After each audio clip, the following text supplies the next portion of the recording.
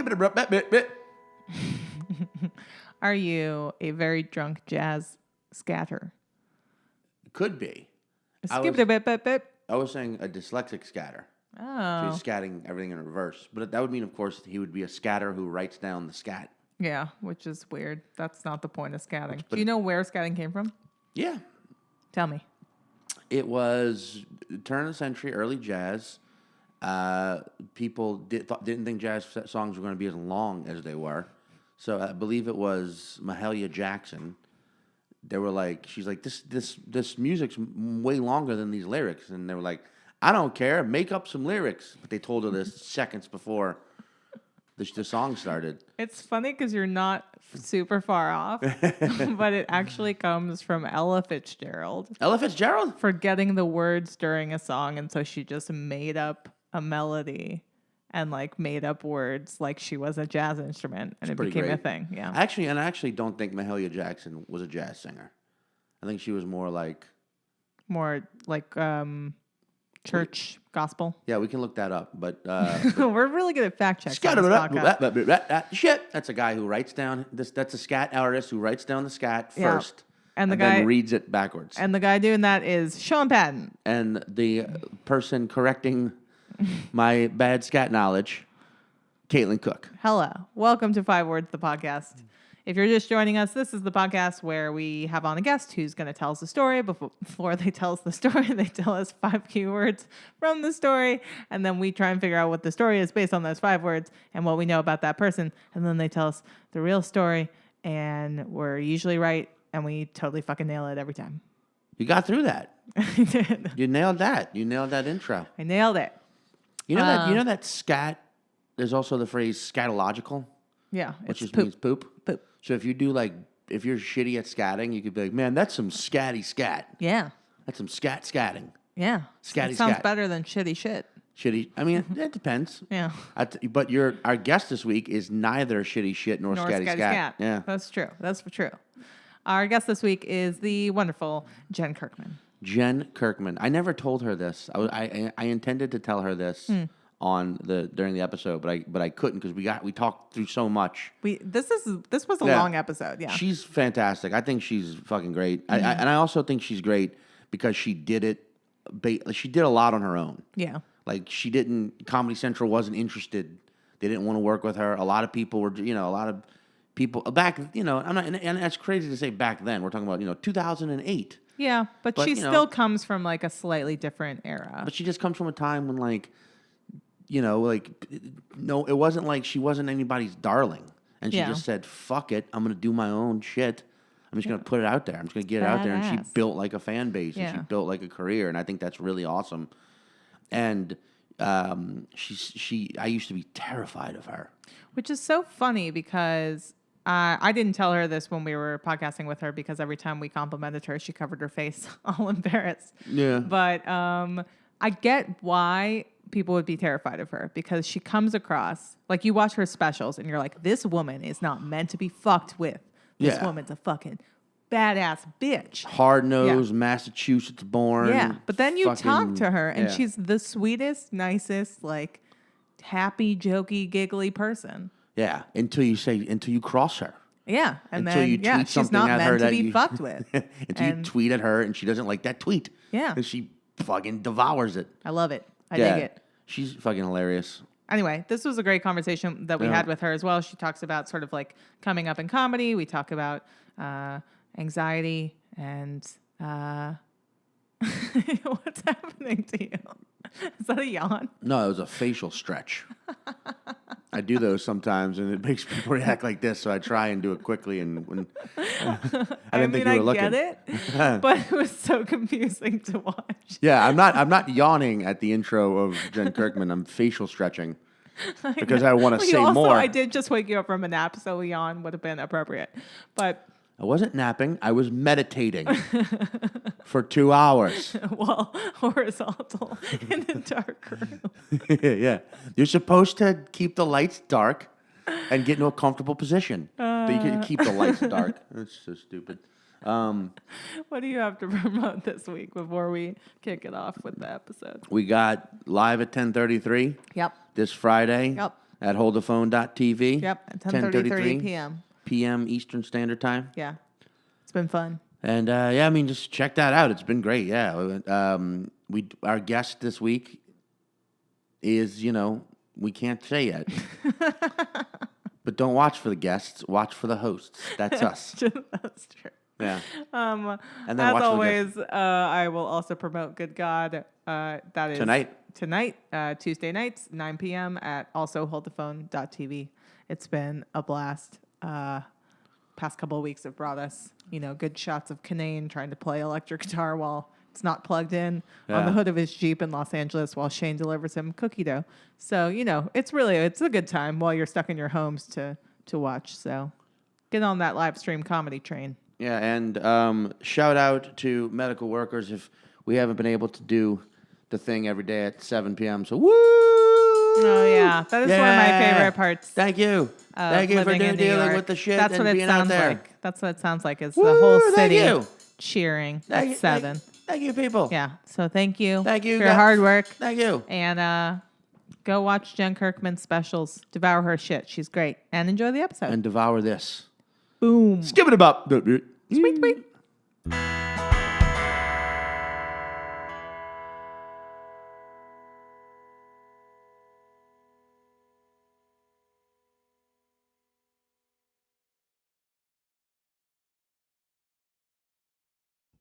Yeah, I think the last time I remember hanging out with you when you were sort of living in New York. I want to say that was maybe 2016.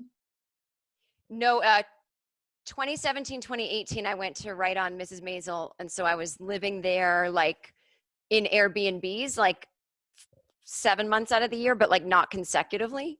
So I never got a place there. By the way, this might be the first podcast episode in the history of podcasting where a guest drops the name of one of the co-hosts' favorite shows in the history. I do love Maisel a lot. Like before it really blew up, I didn't hear anybody talking about it, and I watched it like right when it came out.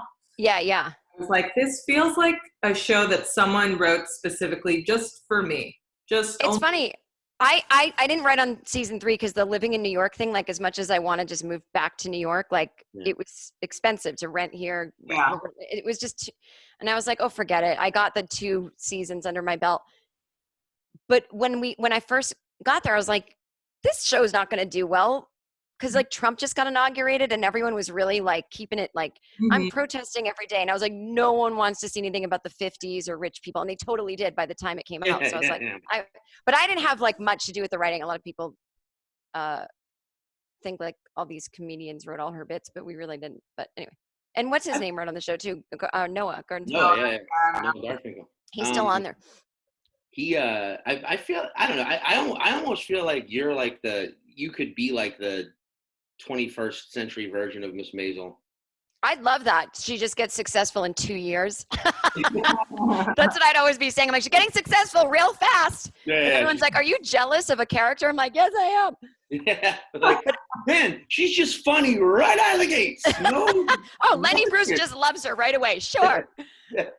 I remember that night that we did that comedy show, they say the kids that run it.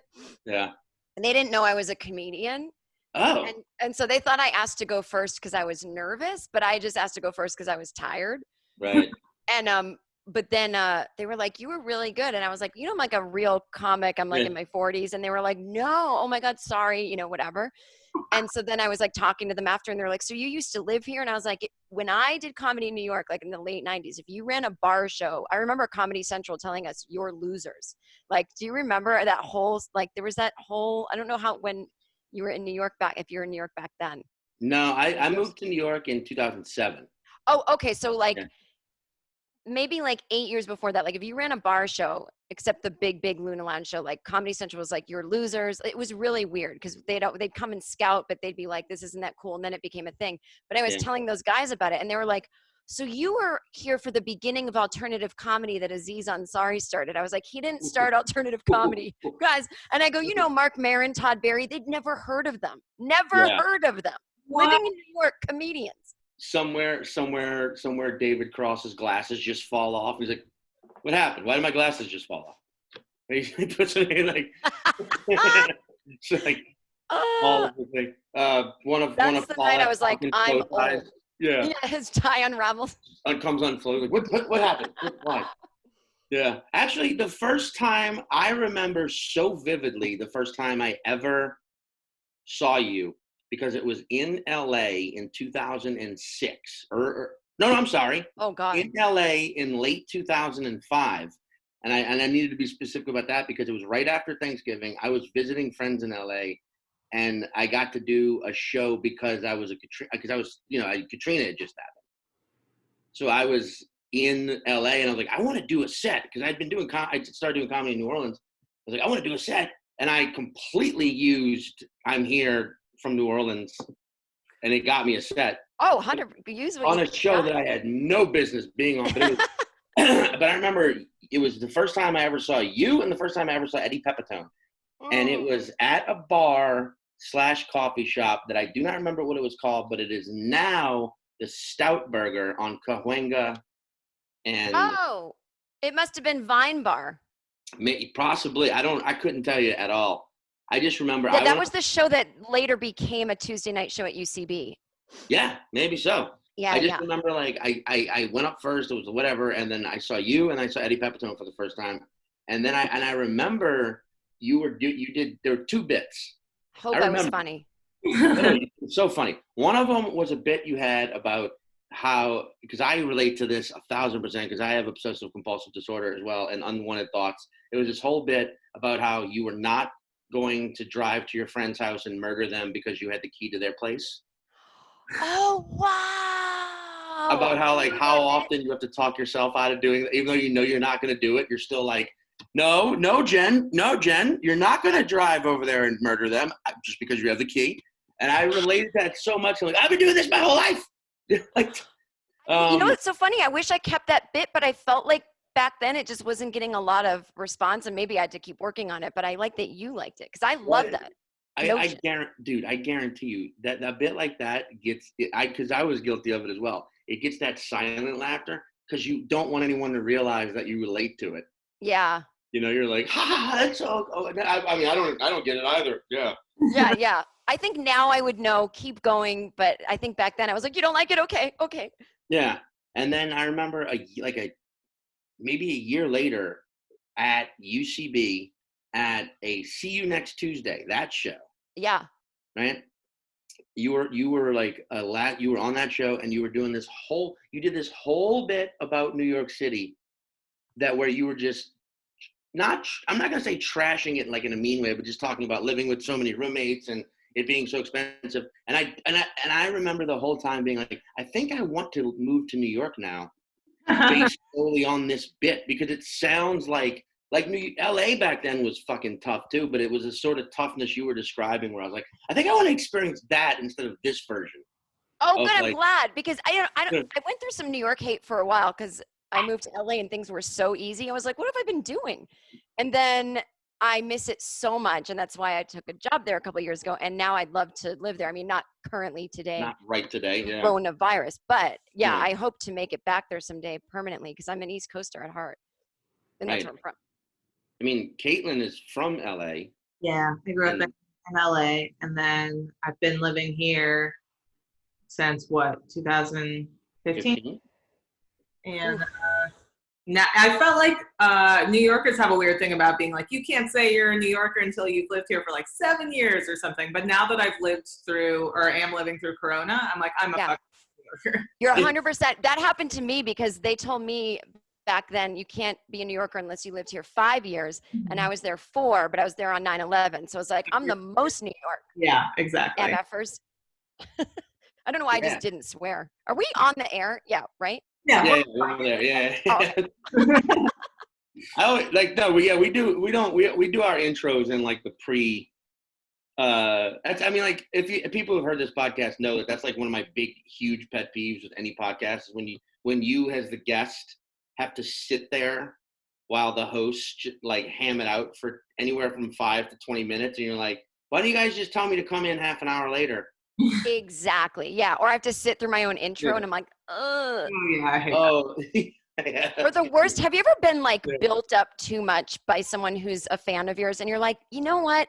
Not everyone knows me. And it comes off like I'm agreeing with you. Just don't like even if it's like just an intro to a gig, Yeah. it's like this guy, oh my God. Last week he was here, he killed you. Like just Yeah, don't go. Like you've been abroad. Like they don't do credits in England. God, you just reminded me that, like, I guess I never thought about it, but it's coming to me now. Yeah, absolutely right. Like, because they don't care. They're just like, I don't care what you were on. What are you going to do right now? Yeah.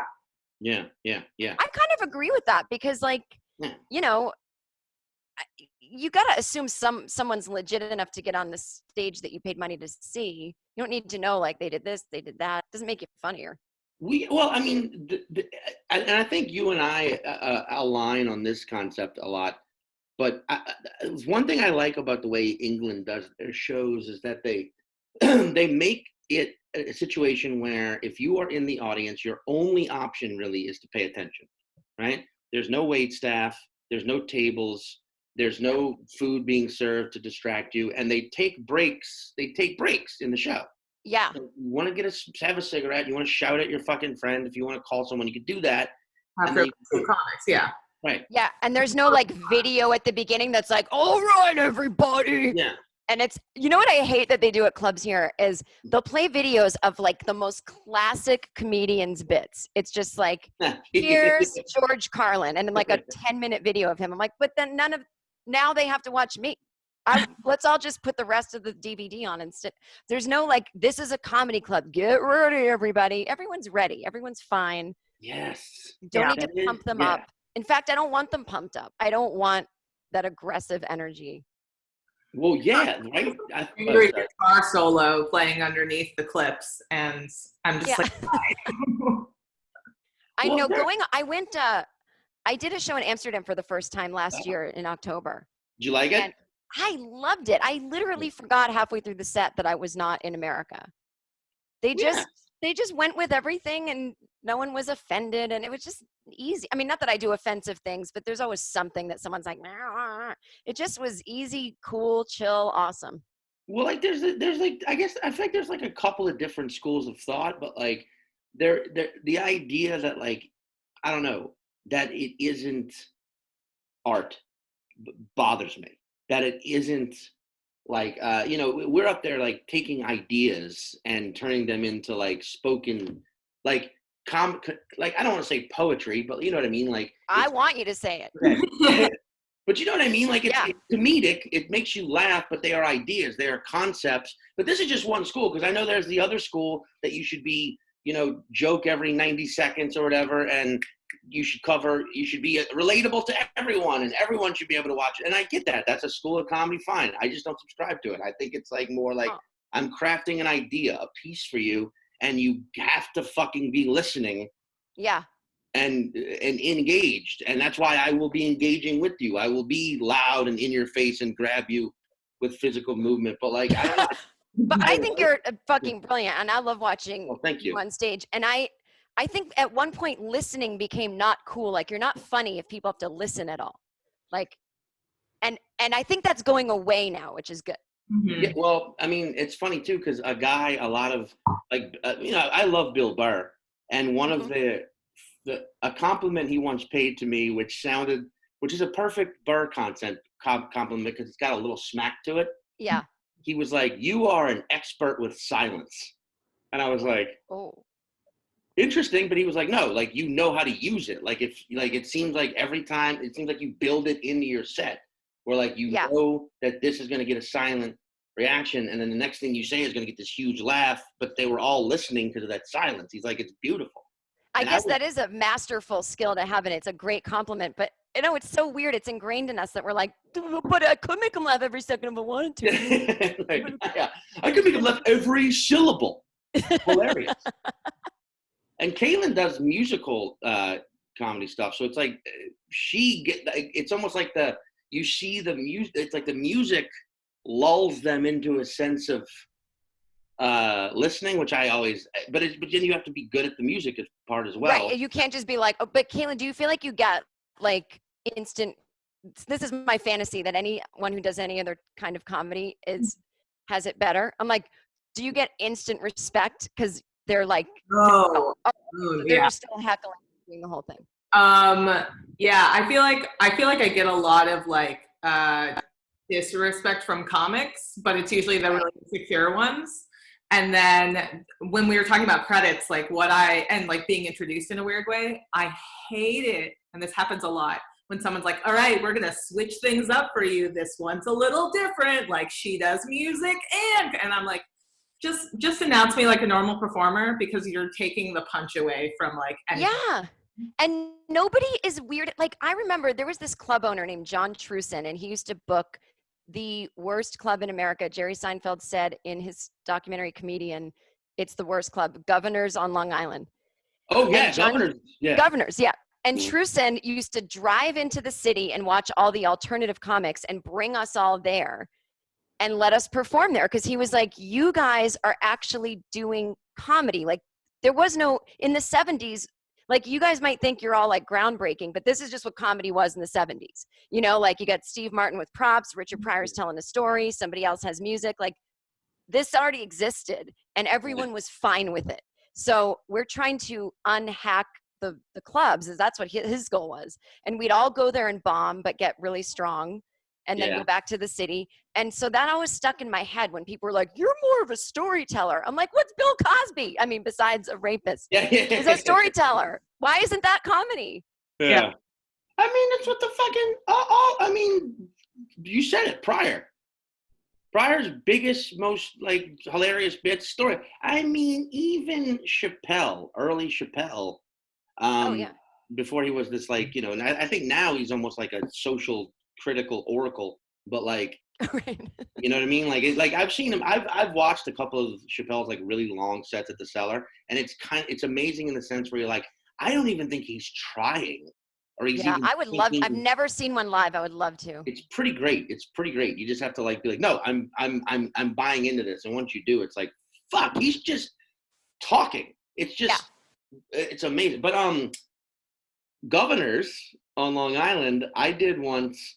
And I left immediately after my set because I bombed so hard. I was featuring. I bombed so hard. And I got an angry fucking phone call from the manager, because Governors is one of those clubs. I don't know if they did this back then, but they expected you as the comedian to go stand out in the bar and greet everyone on their way out, even if you were the feature. Oh, and I had like broken that rule and I was in trouble. That's like some city boy behavior. You know, like dude. I'm going to my next spot. No, that they didn't have that rule. And in fact, you know, the audiences were pretty hard on me. So I had like more beyond permission to get the hell out of the 2-mile vicinity after my set. You know, but still, if you're listening to this and you've never seen Jen live before and you don't know Jen, you should. But here's, just so people know, you're no softy pedal, like rose petal on stage. Another one of my favorite This is one of my favorite things I've ever seen. No, stop. I'm so horrified. Serious. I love this so much. Caitlin has heard this. She's heard me tell other people this. Jay Larson and I are in Minneapolis shooting Best Bars. This was like 2015 maybe. Oh, that was such a good show, you guys. Yeah, it was fun. And then you were in Minneapolis that week headlining Acme, right? Comedy Club. And I reached out to you because we had like a couple days off, and I was like, "Can I come do a guest spot?" You were like, "Sure, come do one." And there was this table. It was like 3 women. Wait. Yeah. Do you remember? I can't believe I don't remember that was you. Yeah, go on. Yeah. And they were like, and I know this is my memory just exaggerating slightly, but in my memory, they were all wearing like Kirkman crew and like Team Jen shirts. Maybe they weren't, but I know they were the biggest, like, A, Chelsea Lately, and B, Jen Kirkman fanatics. They were, like, so jacked to be there, but unfortunately, were hammered. And the host had some issues with them. During my guest spot, had a couple of, like, back and forths. The feature kind of quelled them a little bit, but they were still just wasted and up front. And Acme's usually pretty good about dragging people out the moment they're a problem, but they never got to be a problem. That was the thing. They always got close and then back down. And then when you got on stage, within the first like 3 minutes, they just became unruly. And I remember you going, get the fuck out. I am not performing the rest of this set until you are fucking gone. And then you just like got like gargoyle, like just fucking stone. And within, the Acme crew, they're like, the security's there, and the whole way they're being thrown out, like, I don't understand why. And you were saying something along as they were walking away. You're like, this is why. Listen to yourselves. You're explaining why with every louder outburst. And they were gone. And then you continued and like murdered. And it was like, Jen just threw out fans. I'll do that. Because they were disrupting the show. I love that. If I do like a little theater, and I'm talking small, Yeah. I'm like, hey, you might be my fan. Here's how it works. You pay, I make you laugh. We're done. You don't yell out. You can yell out, I love you. You're interrupting. You're fucking gone. And I'm keeping the money. So, and I do it all the time. Well, that's why I unfortunately being on Chelsea lately, it gave me a fan base, but sometimes it can give you like almost the wrong fan base. It was like people thought that I was like partying and drunk on stage. And even if I was, like, it wouldn't be, I don't want any back and forth, like, whatever. And so one of them, that the reason I got so mad is she goes, call Chelsea, and handed me her phone. And that's not, I was like, get out, get out, get out, get out. This is, and it wasn't like, oh, I'm jealous of Chelsea. It was just like, this is not, they didn't know a lot. She brought in a lot of people that didn't know what stand-up was. And so they would come to clubs thinking like, why are they just like talking at us and not like engage? Like they thought it was like a party. Right. And so it actually forced me, because I'm not fun at all. Like I'm like, grew up like wearing all black, listening to Morrissey in my room. Like I was never a party person, even though now I kind of like, because I'm out and about in comedy, I'm sure I've been drunk with you a bunch of times. Like I'm fun-ish, but not like on stage. So if someone's going to be my fan, like it's not the fun people that like me. Well, and it's also like, it's a certain, I just really, the idea, I believe that, because I know I just feel this way about people that I'm fans of, be it comedians, be it musicians, actors, whatever. There's a line where it's like a guy like Burr. I think Burr is amazing. But I'm also like, I would hang out with him. I've hung out with him and had drinks. But if he was ever like, hey, you want to come over and watch a movie? I'd be like, no. 100%. Yeah. You're just like, let's just keep this. Yeah. Here it is. And it's me. I'll be like, I'll fuck everything up. I'll sit on your couch weird. Yeah. I'll knock something over. I'll fart. I'll do something to ruin this. Let's just have it one more shot. But that's the thing with like fandom, where it's like, there are those fans that think that because they are giving you money, that they can then, that you become this puppet that they are controlling. And it's like, no. I think we have to train the audiences, because that's, a lot of, Acme's one of the best club in the country, but absolutely. Yeah. They don't, they do their best, but they can't train. We have to tell them like, hey, and I'm fine. Don't be my fan. It's not like I don't need every single person, but it's not worth it if it's all the wrong people. Well, it's also like those women might have been your biggest fans that were the loudest there, but they were ruining it for every single like fan that was already there that was being respectful, or anyone that was like just dragged there that could have been a future fan because these women were shouting. So totally. Yeah, exactly. And I think that's the toughest part too. Though, do you ever have that thing though where like sometimes the audience doesn't hear the other people that are bothering you, and you're like, oh, now I look like, especially as a woman, like now I look like a bitch who's just yelling at the audience, but I promise this guy in the front with his girlfriend, they were talking. Well, it's like, think about any other, if you're a restaurant, you want people to come in and order the food and love it. And you want them to come back, and you want them to, hey, Phil, good to see you. Hey, Margaret, great to see you again. Who are your friends? And you want to send them an ambusé. Here's something on the house. But what you don't want is them coming in every day, getting drunk, and occasionally being like, you use parsley in this. You normally don't use parsley in the pasta carbonara. What is that? You're like, well, I'm doing something different. How about, I know you come here every day and eat it, but wait a second, now there's a line. You don't want your patrons walking into the kitchen being like, guys, more garlic and everything. That's a great analogy. Did you Well, just say an amuse? Yeah, what is Yes. I believe that's what it's called when the chef just sends you like something he whips up. Like, here's don't you hate when people go, this is a new thing now, chef, not the chef, chef said this. Yeah. No, wait, I grew up in a culinary family, so I grew up hearing that shit all my life.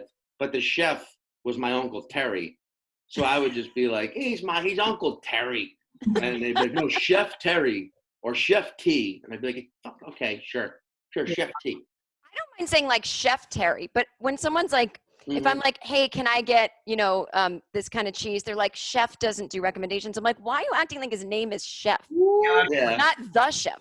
Yeah. It's very strange. And that's not important to anything that we're saying. But no, but okay, but here's the thing though. In LA, there is a place called Father's Office. It's in Santa Monica. Yep. I have been there. Right. I think actually with Jay Larson. Possibly. You fucking Bostonians. You have secret. I feel like Massachusetts people just have secret, like, let's go fucking meet up. Yeah, Sonny McLean's. Yeah. But like, no, Father's Office they make this burger that is unbelievable, but you cannot change anything about it. It's like, nope, we make it this one way. If you want if you're allergic, you don't like the kind of lettuce, arugula, then don't get the burger. And there is the side where you're like, it's fucking ridiculous. But then there's the other side of me that's like, no, I respect that, because that is what they want you to taste. Yeah, you got to draw the line somewhere. It's true. I think I kind of respect it, even though shit like that inconveniences me often. Right. But it's very, I don't know. It's very like, I just appreciate, because I've also seen you be super fucking cool to your fans. I've also seen you like hang out and have drinks and be friendly, and you know what I mean? Like, oh yeah, I'm super into like, so the like you mentioned the OCD thing before, like, yeah, I have a thing with my fans where it's like, if they email me, I'll send them tips on anxiety. Mm-hmm. Like, I will do anything to help people. Like, if someone's broke and they DM me, they'll get a free ticket. Like, super nice. I'm just a dick to people who are yelling out drunk, Right. You got stuff like that. Experience for everybody. So yeah. But no, I'm basically a saint. Basically a saint. they mostly a saint. Like a funny saint. But yeah. Think of me mostly as a saint. Yeah, who says some funny things sometimes. Like angel devil, you're like a 60-40 split. 100%. And even the devil is like, it's like it's a nice devil. It's a chill, yeah. It's a chill devil. It's the devil that was the middle child in the devil family. I feel like Chill Devil is a great band name. Chill Devil. Yeah. Probably is a band. I feel like if there was some kind of like, God forbid, memorial service for me, and you just invited fans that have interacted with me, you'd get two split things. One, like, oh my God, I was suicidal and she saved my life. And someone else is like, she's such a cunt. There's no either I'm a hero or a total cunt. So I kind of like that. I love the idea that there's that small sect, like that crossover. It's like, that fucking cunt saved my life. I was about to end it all, and this fucking bitch was such an asshole that it made me realize that, you know what? I'm a better person than I thought I was. Yeah. I got so mad. I wanted to stay alive just to see if shit started getting worse for her. Yeah. I wanted to live just to fucking heckle the shit out of this bitch. Like that. Wait, so Jen, your 5 words that you shared with us, they are LaGuardia, psychiatrist, heroes, terrorist, and smoking. So here is what we believe that story is, okay? I love it. You grew up in Massachusetts, correct? Yeah. Right. Now, Massachusetts in the 80s, 90s, like, and I'm guessing you were a huge fan of Fiorella LaGuardia, being the mayor of New York, for a while, for a long time, and, eventually getting an airport named after him, believe it or not. And you started really as a young lady getting, a kid, 13, 14 years old, started getting really into Fiorello LaGuardia as a mayor and started walking around your home, bossing people around like a mayor. You were like, I am the mayor of the Kirkman house. And this worried your parents. Yeah. Worried them This is a weird choice for a young girl to be obsessed with. So we're going to send her to a psychiatrist and see. Right. Clearly has delusions of grandeur.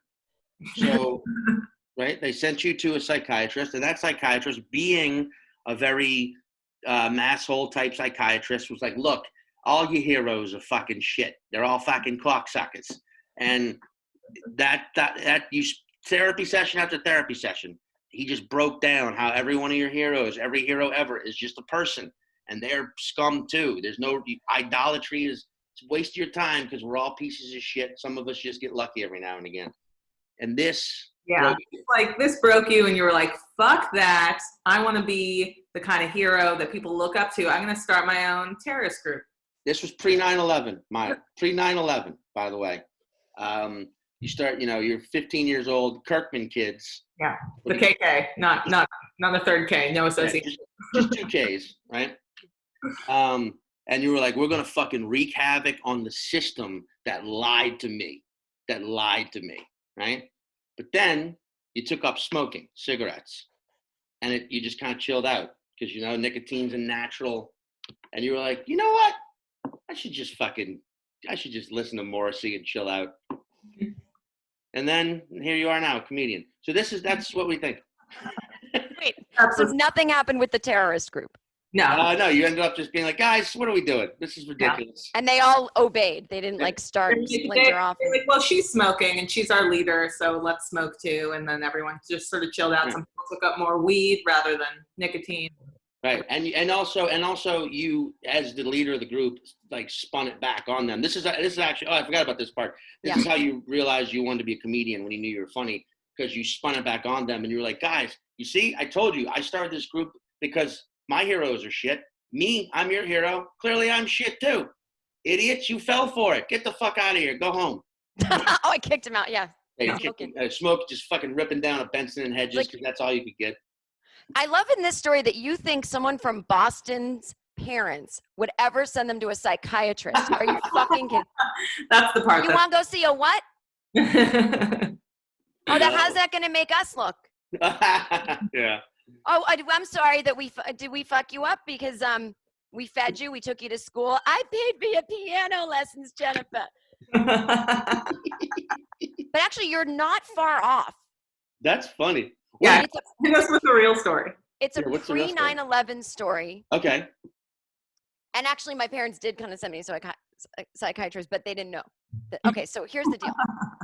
I developed a fear of flying when I was a kid. Okay. Panic attacks like you wouldn't believe on the plane. Were you flying a lot as a kid? No, just once a year to Disney World. But the first time I flew, it was a really rough flight. And my mom and dad, my mom had never flown. She was in her 40s.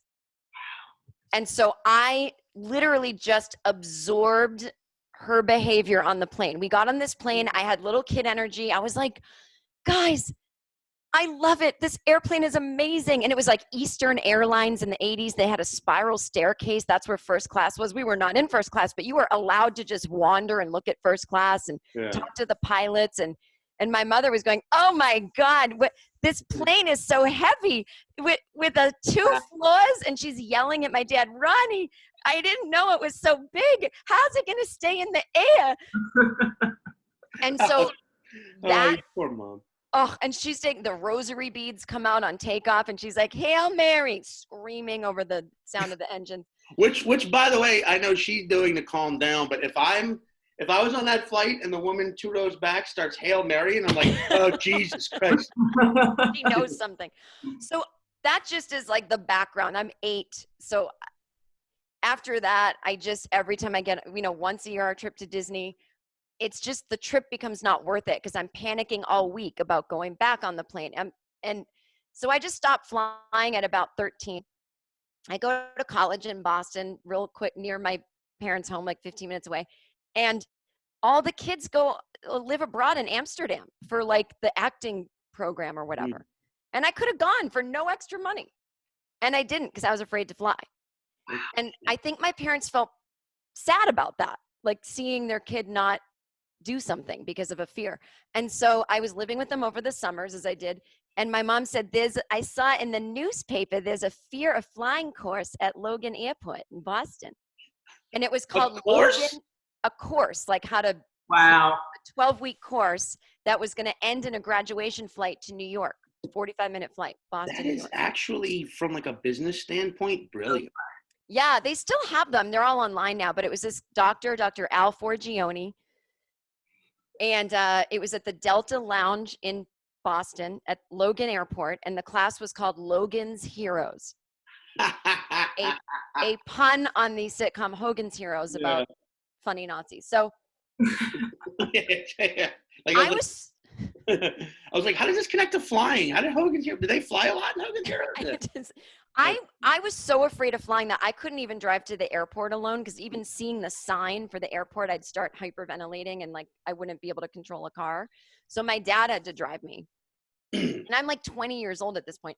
And so my dad, Dr. Forgione let my dad be part of the class. So every week we studied and it was me and a bunch of people in their 50s. And he would just be, and so this is pre 9/11. Anyone can just walk into the airport. You can smoke inside. So he would sit there, and we sat in the Delta Airlines like conference room, and there was a giant plane right outside the window, and we were like hyperventilating just looking at the plane. And Dr. Forgione was just a short Italian chill dude. He would drink coffee and smoke, and he'd go, "Listen, you got to get mad at the fear. You got to get mad at it." And then he would be like, but really real life tips, like when you're flying, don't drink coffee 24 hours before the flight. Don't smoke, don't drink alcohol, because it all can upset your nervous system. Oh, fuck. And so this woman was like, but Dr. Forgione, you're drinking and smoking. He goes, I'm not afraid. Then like the next week we had a pilot come in and explain that flying is safe. And this one woman goes, I just saw the movie Apollo 13 and they got stuck up in the sky. And the pilot goes, well, ma'am, commercial flights don't leave the Earth's atmosphere. So she goes, well, I didn't know. I'm not a pilot. Like these defensive Boston people. Like, you think you're better than me? God, I just asked a question. So, but the doctor would come to me all the time and go, why are you afraid though? You're young. You're not supposed to have fears. And I felt so bad. I was like, I don't know. I don't know. And so anyway, each week we learned these relaxation techniques. By the end, and then there was the second to last class, we got on a parked plane and just learned the sensation, put your seatbelt on, do the breathing exercises. And I was like, I'm not getting on the plane. I know that it's secretly going to take off. I don't trust you. I don't believe you. And they had to getting a cat into a cage. So I do that. And then the next week's the graduation class. And we're all sitting there before the graduation flight. And he's like, how does everyone feel? And you had to rate your fear from 1 to 10, 10 being the worst. And everyone was like, I'm at a 1. Everyone was cured except me. I was just as bad as before. And I was like, and I was doing meditation like every night for an hour, relaxation exercises, visualizing. Nothing worked. Really? And it was crazy. So we show up at the airport, cash in hand. You just go through, no security. You pay $50 for the flight. You don't even show your ID. Nothing. The glory days, 1990 or something. No, 1993. Okay. So we get on the plane and I sit next to the doctor, and it's like a bunch of business people flying to New York that morning. And the plane starts up and he's like, relax your calf muscles, relax your arms, like screaming in a Boston accent. And we're all relaxing. And all the like business people are like, and he's like, this is a fear of flying graduation flight. And they're like, oh, good for you guys. And but everyone's fine. And I'm sitting next to the doctor gripping his hand.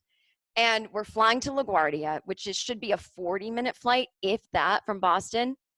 It's 45 minutes. It's 50. We're circling. The pilot is not saying anything. And everyone in the class who's fine is just dumb idiots looking out the window going, I see the Statue of Liberty. And I'm going, why aren't we fucking landing, doctor? And he's like, stop it. Don't scare the other people. I'm like, but we're not landing. I see what we're doing. We're circling. Something's going on. And he was like, just stop it. Like, your fear isn't right. And I was like, I think it is. Something's happening. And the pilot was like, oh, we're going to be, landing in 40 minutes. I'm like, the fuck? Circling.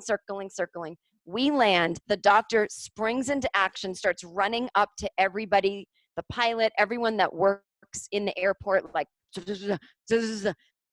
something's going on, and everyone's nodding. He's basically telling them, don't tell these people whatever was going on. Oh, You know, shit. he didn't know either, but he was like, if any of these people ask you anything, just say nothing.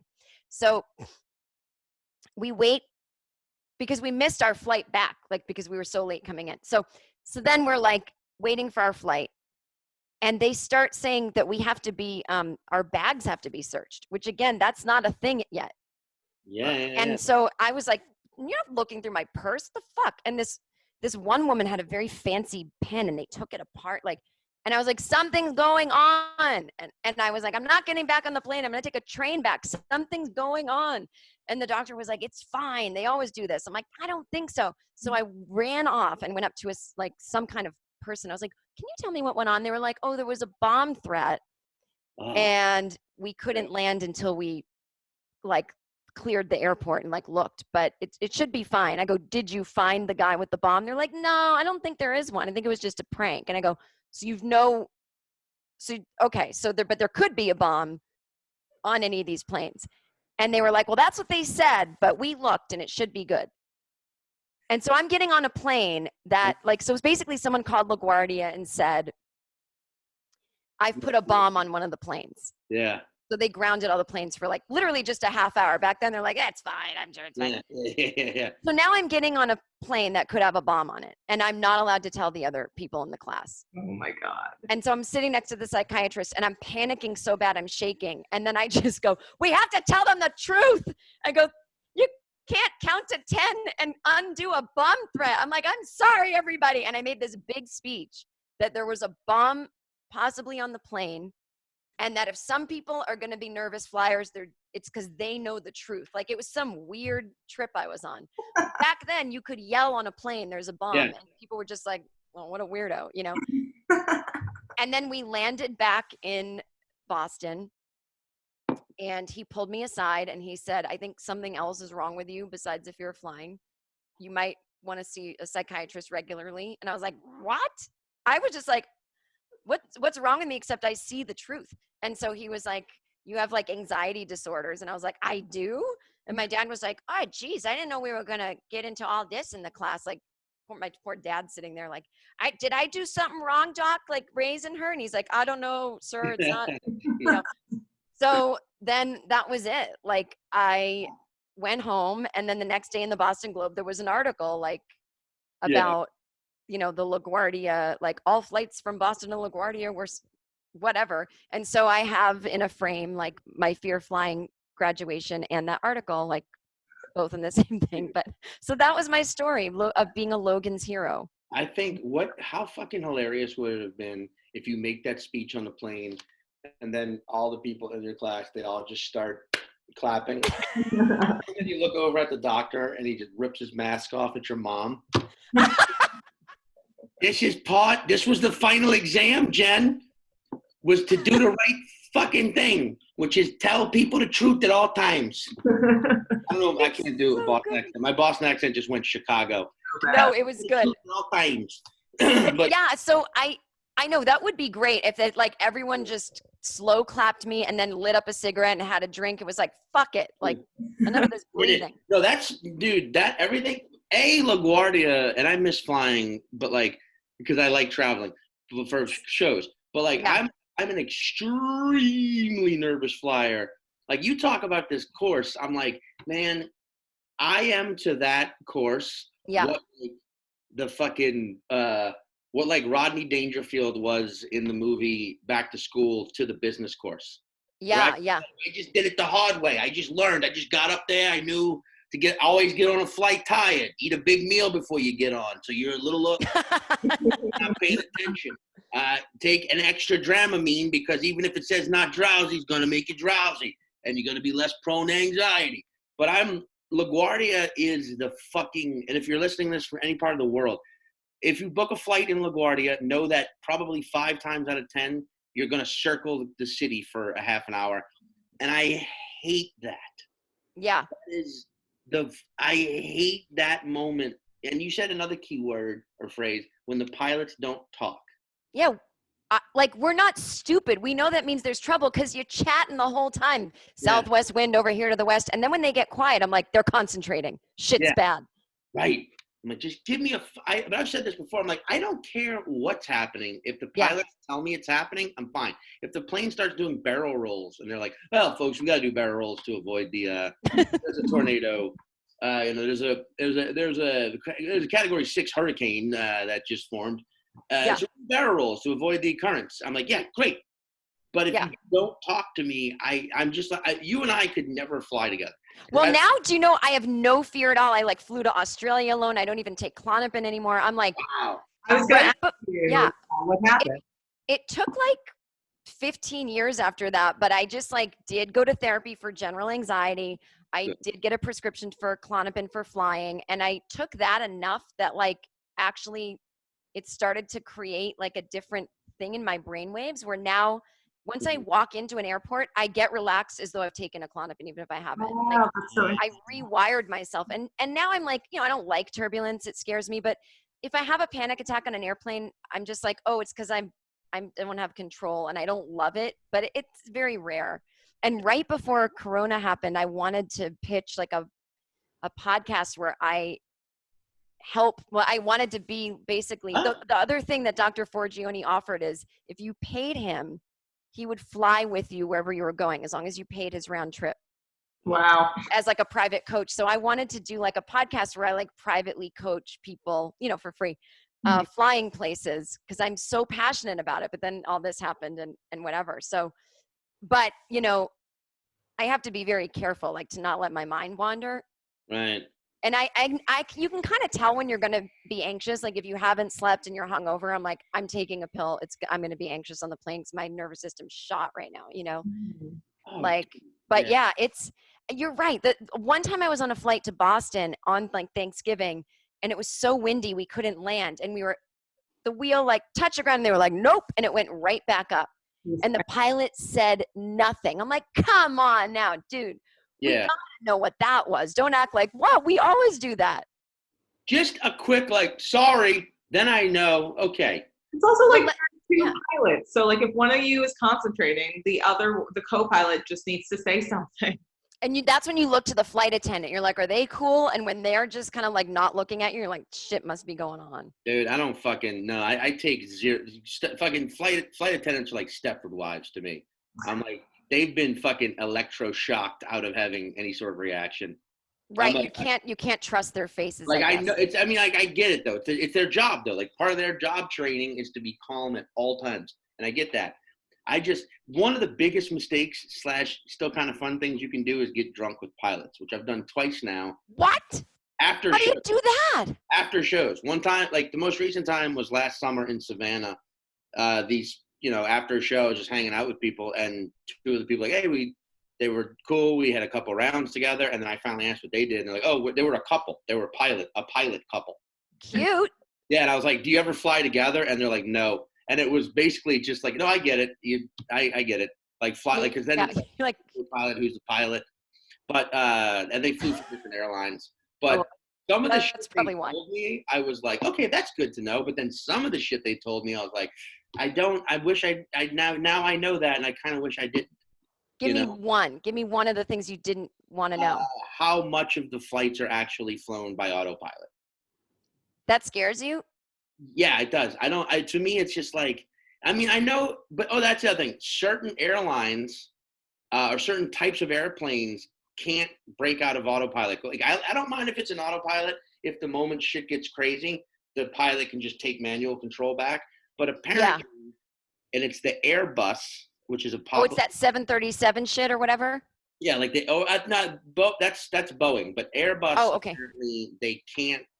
Like it's something along the lines of only the ground control can turn the autopilot off. So like the pilots have to request it. It was something along those lines where I was like, that sucks. Oh, that's too much red tape. Yeah. Do you guys ever think about like, how has there not been, and this goes to the OCD, how has there not been just a mental case that works at ground control telling everyone to do the wrong thing and making things crash into each other? I think there are too many people working down there for any like false command to get to far Yeah. out.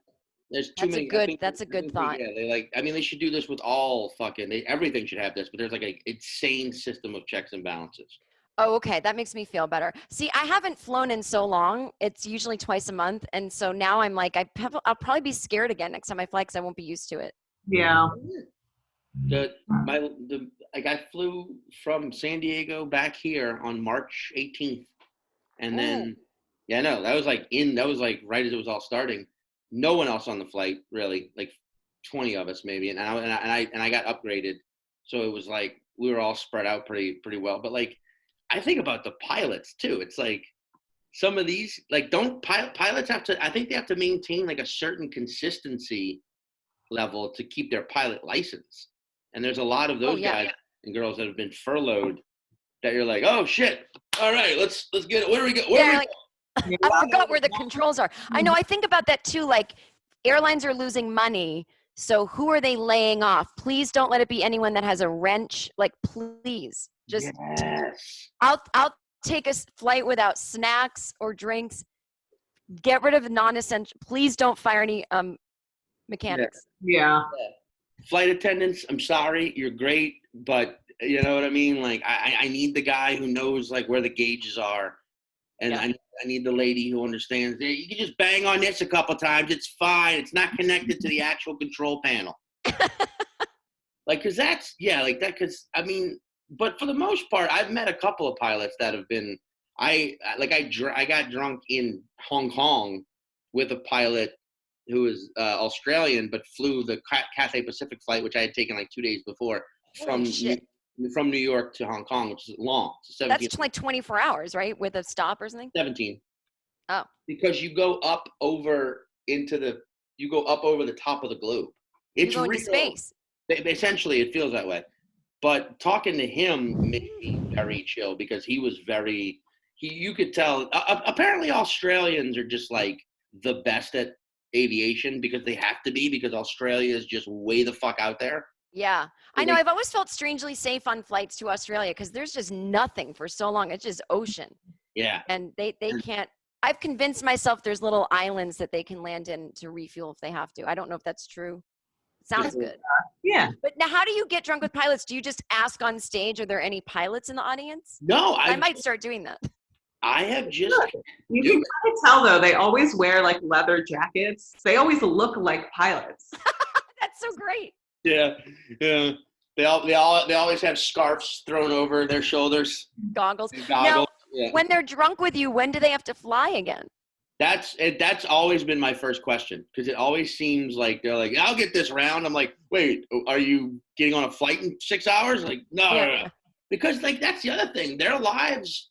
The reason I've been able to hang with them, they're not that different from our lives as performers, because they'll fly to a city and then have like a day or two off, and then then they fly back. True. Yeah. So like, just looking for something to do tonight. Came to the show. Yeah. I always use flying references for comedy. Like if people, like when someone's starting out and they might ask you for advice if they're nervous, I'm like, you're the pilot. The audience is looking to you for guidance. Like, they're all facing one way and you've got control and they don't want to see you nervous because they'll be nervous. So if you're chill, they'll be cool. And I'm like, it's just like being a pilot. I always say that it's probably nothing like being a pilot, but I like when I get on and I see the pilot like waiting and greeting and stuff. It's the best. No, Jen, it has gotten to the point where, and I've weaned myself off this in the past year because like, I fly I fly a fuck ton. And I've gotten to the point where I'm fine with it. Like turbulence doesn't bother me. Nothing that happens in the sky bothers me. For me, it's human error. So, and it was in 2015 maybe when that Germanwings co-pilot locked the pilot out of the cabin when he went to the bathroom and crashed the plane like a suicide. And he had a note. Yeah. I can't believe that doesn't happen every 10 minutes, but yeah, go on. Exactly. And that was the thing. When that happened, I was like, we're just putting our lives in the hands of these fucking guys. We don't know. So it got to the point where I will get to the airport early, specifically for the sole reason of being at the gate when the pilots show up to do the paperwork, which usually is around 45 minutes before the flight's going to take off, just to see the pilots, just to see if one of them's like, nervous and looking down, or just seems like too depressed or Right. drunk. That's been my thing that I've been expecting to see for the longest time. Like leaving a flight. I'll do the Comedy Cellar in Vegas, and I always take the early flight back to New York on the Monday after, which is like a 6 a.m. flight. And Yeah. I'll get to that fucking airport at 4:20 because I'm like, we're in Vegas. And it's this, how is there not going to just once be like a pilot who shows up like, woo, let's do this. And you're like, Oh, totally. yeah. Just like that movie. Did you ever see Flight? Oh, yeah. That was so good. It's a great film, but then it reminds you like, oh, that probably happened, like not the actual barrel rolling / being so coked up and drunk that you're beyond confident and you can save an airplane, but definitely the idea of drunk pilots. There's definitely been, Especially like a high stress job like that. Like it's 100% a thing. It's 100% a thing. Caitlin has zero fear of flying. That's amazing. You're like the luckiest superhero. I have some fears, but it's pretty rare. It's only there's like a lot of turbulence. I don't know. My brother used to have like a lot more. I struggle with anxiety, but like my brother had a lot more, and he has had to take like Ativan and couldn't fly for a couple of years Yeah. while he was dealing with that. And so I think I saw that as a kid and was just like, I have to be the strong one. I would just like push all my anxiety down and be like quiet. That makes total sense. There's usually like not room in a family for two of that to go on. So like you have to be kicked into the like mature person. Yeah. So like, my anxiety role. comes out like different. Like if I think I chose like, okay, well he's anxious during this time, so I'll be anxious during like this weird time or something. Right. I'll take on like anxiety at a family party, or Yeah. I'll just get into comedy. That's what's gonna have to happen. That's what I I do remember Caitlin and I were on a flight from Toronto to Vancouver, which is basically New York to LA. It's a long ass flight, you know. Canada's huge, and I remember getting concerned because we weren't making our descent soon enough. I remember like I was that in my head where I'm like, if we're 20 minutes outside of Vancouver, why aren't we making our descent? Like this is Yeah. and then my head's now just gone into full like, oh, because they're gonna fly us into the Pacific Ocean and crash it there. Fucking motherfuckers. And then I remember Caitlin, I remember you just being like, what? Because you just like sensed the anxiety walking off me. I'm like, we're not making our descent yet, and it's just weird to me. And I just remember you going, dude. And it was the way dude. And it was a moment of like, yeah, you're right. You're right. You're right. That's your fear of flying course. Just Yeah. you let people ramble and you just look at them and you go, dude. And then they're like, sorry. You're right. This is a Canadian. But it's like at that moment you were an audience member who was like, ah. Yeah. I don't. Is this gonna be funny? Are they gonna land this bitch? You're like knocking on the thing. Yeah. I don't think you're doing it right. I have suggestions. Dude, I love the idea of an audience member just seeming worrisome, and the person next to them goes, "What?" It's like they haven't gotten into the punchline yet. I mean, Yeah, they're we're still 20 going. minutes into the end of the show, and I don't sense a closer. Yeah, like, it's just ridiculous. We And should be then- descending. oh, okay, they land the closer. See, they made the descent, but only after they flew past the airport, then circled around and came back east because it was easier to fly and land with the wind than against it, which is fact. Oh, that's smart. Maybe that's what happened to me on that flight to Boston. I'll never know. There you go. When we're not quarantined, you're on the Yeah. road pretty consistent. I am. Last year was starting to be, it was very ironic because last year I feel like my numbers were slipping. And I was like, am I touring too much? Are people sick of me? But the main feedback I got was, I'll just watch comedy on TV. Like people would have rather watched my Netflix that they've seen than go see me do new stuff. And they said it as though like, you know, I think in their minds, oh, she's fine. Like either we do this for fun or we've got plenty of money. They don't need to be there, or just like what? A lot of people were like, why watch your Netflix stuff? You get paid per view. I'm like, no, I don't. So I got all this weird feedback that was a lot of like young people being like, we don't go out, and not even we're broke, just we don't like to go out.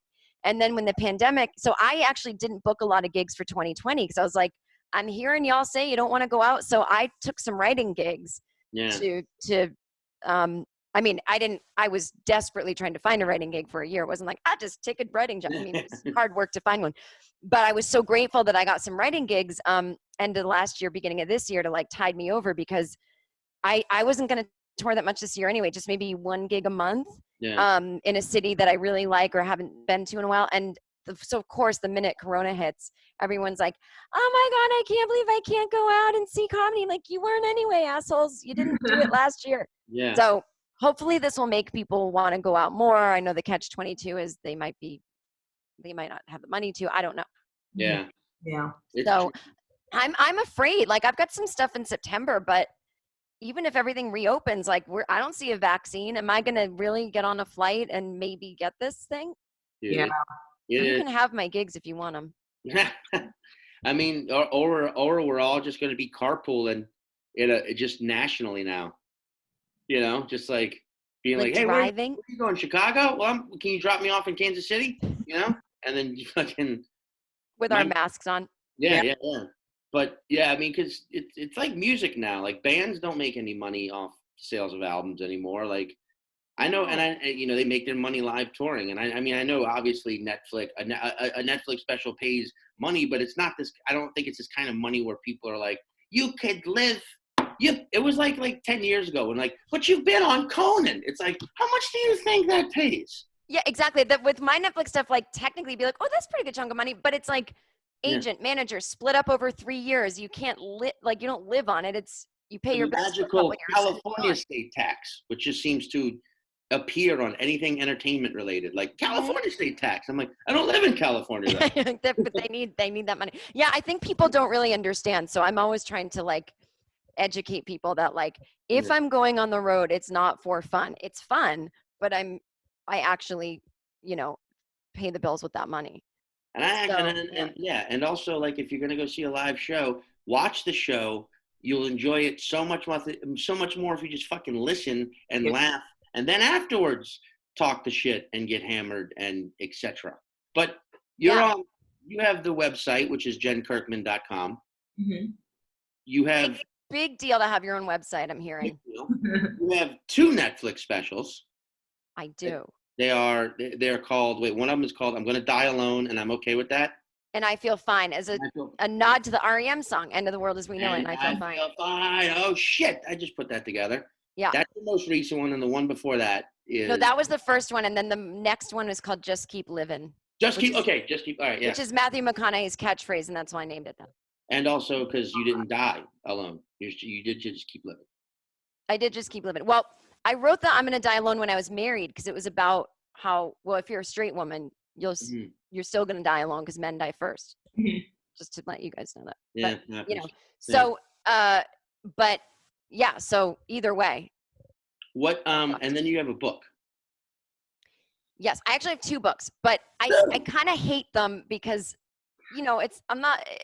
I look at them now; they're so cheesy. But one's about not having kids, called "I Can Barely Take Care of Myself." All my things are like these long titles, and then second one's called "I Know What I'm Doing and Other Lies I Tell Myself." And that's about getting divorced and traveling and turning 40 and all kinds of life changes. And it sounds dramatic, but it's silly. Right, and then there's also the essay that you have. That's just a collection of the titles of all your works.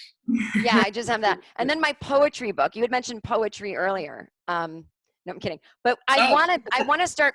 We need to start calling ourselves like spoken word artists, because I feel like after this is over, there's going to be so much competition out there, back on the road. I'm just going to do a whole different thing and get some bongos and do spoken word. See if I can get that going. I think it's going to be the other way. I think it's going to be only the ones of us who can actually do it and love doing it are going to be out there. I think that I do think. Is this the comedy bust in a way? I think so. I was one of the people saying, when people were like, when is it going to burst? When's this bubble going to burst? I was like, I don't think it is, because there's so much demand for new content out there. But it is because of a global pandemic, of course. God, I love that perspective. Like, I mean, and it's not like, it's not this like, my idea should be a lot darker, but I feel like it's more just like, this is going to shake up everything to the point where, like, I don't know. I don't know what's a good way to say this. Like comedy's not cool anymore, and that means it's going to be good again. And I'm not saying it's bad now. It's just, No. like you remember, I started doing stand up in 2001, and I Yeah. remember like the early. I remember like pre-YouTube comedy. Hmm. I remember pre-YouTube life. YouTube didn't fucking debut until 2005. But I also Yeah. remember pre-social media comedy. Yeah. And it was just this unchecked, unregulated art form that only people who had the mental capability to understand it sought it out. Yes. It's not an art form for the masses. It doesn't belong on America's Got Talent. It doesn't work there. No, it's dark. It's underground. Listen, I'm saying, I don't know who was talking about this, but like the notion of, listen, I'm saying this in this room tonight only to people who understand the irony. I'm not trying to hurt anyone. This does not need to be tweeted out or on a global level. This is private. This is adults getting dark. Right. And yeah, you've got to understand. Yeah, I liked it because I wasn't like doing it for a living yet, but like just going up every night. I think I started in 1998. Like it was, you do it and it's gone, and no one talked about it or analyzed it. And now you got to do these interviews if you're doing a gig. Like, I don't mean to shit on these people. They're doing their job being interviewers, but they must know that they're asking the same question that everyone's asking. It's not actually that interesting. Like, just all these things. Yeah, like what is that? You just want me to name names so that you can put like George Carlin in the title of your article? Like, but all these questions they ask, like, I don't know, just like, how has Trump changed comedy? He hasn't. Like, stuff. These aren't interesting questions. Yeah. But so I hope people want to analyze comedy less because it's not to be analyzed. Well, straight up, like live comedy, I think it has to start following the same rules as like orgies or D&D games, where it's like, if you enter into this, you agree and ascribe to these rules. You're becoming part of this thing, and in the moment, in the experience, it's going to be dirty and beautiful and amazing, and yeah, it's going to bring things out of you that aren't you in your day-to-day life, but that's why you're going. You're going to like laugh at shit that's different and dark and out there, and you just normally don't think. And then when you leave, you're back to your normal self, and you don't have to fucking broadcast everything you heard because it's not going to make sense outside of context. Just like I mean, it's why I guess comedy when it started was with strip clubs and jazz. Like that's the world it's supposed to be in. Nudity and musicians on heroin. That's the world we're in. Right. We're not. We're not in America's Got Talent. That's something else. When you go into an orgy, you probably tell a few people like, man, I love it when they strap on the fucking 8-incher and go at me. Yeah. But you only tell the people who get that. Who are like, no, I get that. You got a big prostate. Yeah. Like, I tell you what, I'm always the farmer who has to fight off the night. And you're like, yeah, that makes sense. You're a provider. But like, well, it could be cool if we have to social distance during shows and rooms get smaller, and then now you're down to performing for 70 people. I mean, the money, who knows? But I love that idea too. I mean, yeah, the money would be enough. The money would be enough to survive. What it would do is it would middle class the art forms. It would take it back to like, hey, and there isn't millions of dollars in this. There's only you make dentist money. And I always tell people I'm solidly a middle class comic. Right? Yeah. We all should be. Yeah. It should all exist, lower middle class to upper middle class. Once you get out of the middle classes, a lower class or like an upper, then you've just, I don't know, like it should all be like, I kind of think it's going to lead to this, like only those of us who love it and only people who love seeing it are going to be involved in the live aspect. Now. I am crossing myself. Yeah. Like a good Boston Catholic. I hope you're right. I love that idea. Yeah. And that's not an insult to to Vine or TikTok or Vine, Jesus Christ. Or TikTok, certainly not them, but they can just stay in their world. Just provide that shit and like leave this for us. Yep. I totally agree. Oh, I feel better. Caitlin, were you gonna say something? No. I thought I just this is gonna wrap this up. Jen, go to jenkirkman.com. I swear to God, and I'm not just saying this because we're on Zoom and I can see your face, but I think you're one of my favorite comedians. You have been for a long time. And also another just side note, the first time I ever heard of you was in the docuseries. That tie this in. Was in the docuseries Comedians of Comedy, because Maria Bamford and Patton Oswalt were on the radio, and they were talking about how that radio DJ was just asking them basic questions but not listening to the answers. And they were like, well, who are some comedians that you guys like that people don't know yet? And I remember fucking Patton said Eddie Pepitone, and Bamford said Jen Kirkman. And then later that year was when I was at that show in LA, and you guys were both on the lineup. And I was like, get the fuck out of here. I've heard this before. That's so cool. Yeah, I opened for Maria a couple times, probably around that year. Yeah. So I was probably fresh on her brain, but that's so cool. Oh my God, that's so neat. Yeah. I know they're the best. Well, thank you for saying all that. I believe you, and now I'm embarrassed. Yeah, no, I like keep wanting to be like, I love your Netflix specials, but I also don't take compliments well myself, and I don't want to pile it on. Oh, I know, it's the worst. And then I picture the people watching go, I don't think she said anything funny. What's Sean talking about? I can hear it already. I'll write the comments for you. Well, just know that but our fan base is predominantly meatheads, but who are like turkey meatheads. You know what I mean? They're a yeah. That's my people, kind of. Yeah, turkey meatheads. Yeah. Also a great band name. Yeah. Go see Jen live. Go watch her specials. I guarantee she's more unique and fierce and just wonderful. And that's it. That's all I'll say. I know. Enough. Thank you, Jen. Thank you for joining us. This was so fun. This was a pleasure. Let me know when it's out. I'll promote. You get it. Please. Awesome. And have fun during your walk and shout today. Thank you. I'm going to go do it right now, actually. All right. You guys are the bomb. I don't know why I just said the bomb. Bye, kids. Bye. Normally, I have high anxiety, like my heart beats too fast and I have trouble sleeping. But now that we are in quarantine and the world is ending, my anxiety seems to have passed, which was confusing at first. And then I realized I just saw this coming from the start. I have been emotionally preparing for this thing to fall apart since I was born. So now that you're all caught up to my level, I hope you never tell me to snap out of it, 'cause now you know anxiety's the devil.